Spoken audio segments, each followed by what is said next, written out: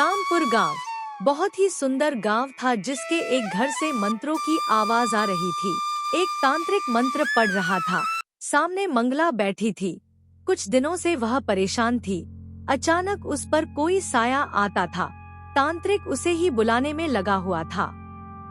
अचानक मंगला कुछ बदल जाती है और उस पर वह साया आ जाता है। तो तांत्रिक उससे कहता है, कौन है तू, क्यों इसको परेशान कर रही है?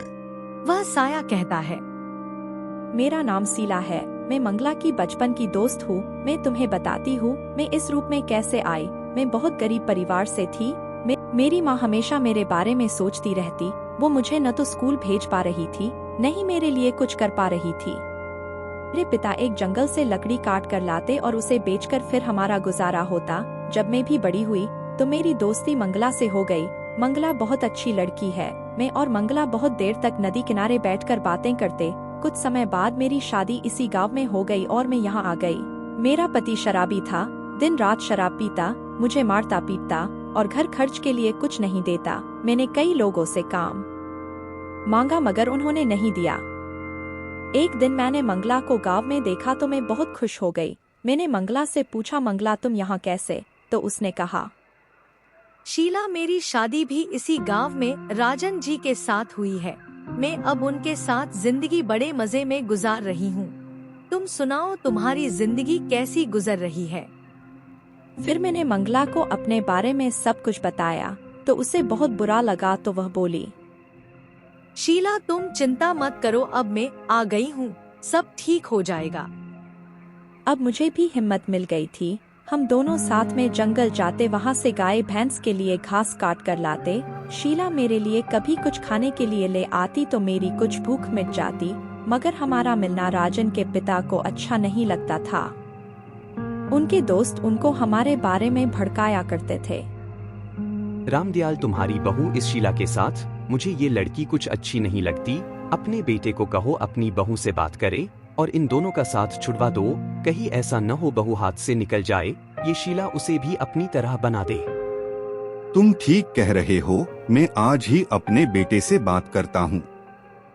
रामदयाल अपने बेटे को कहता है, राजन, मैं कई दिनों से तुमसे कहना चाह रहा था, बहू आजकल शीला के साथ बहुत रहती है। शीला के बारे में गांव वाले कुछ अच्छा नहीं कहते। बहू को कहो शीला का साथ छोड़ दे, वह अच्छी लड़की नहीं है।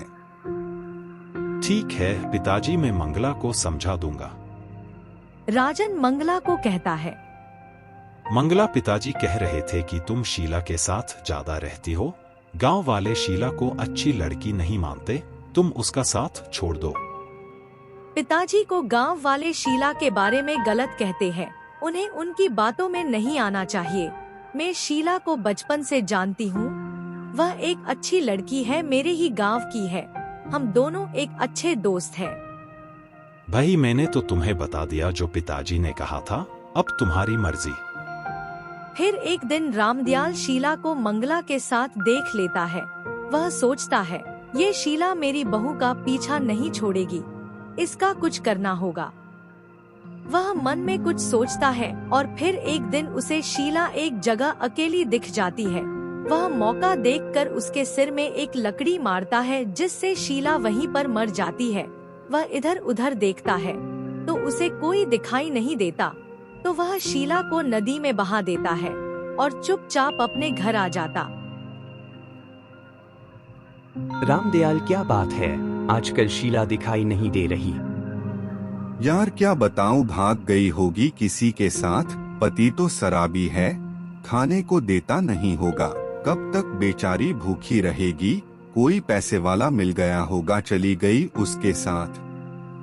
अब मैंने रामदयाल को डराना शुरू किया, मगर क्या हुआ, मुझे इंसाफ नहीं मिला। तब मैंने मंगला का सहारा लिया।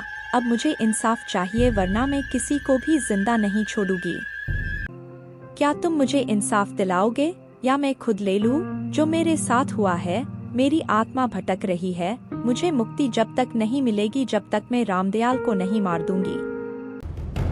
शीला को तांत्रिक बहुत समझाता है मगर वह नहीं मानती और रामदयाल को मार देती है।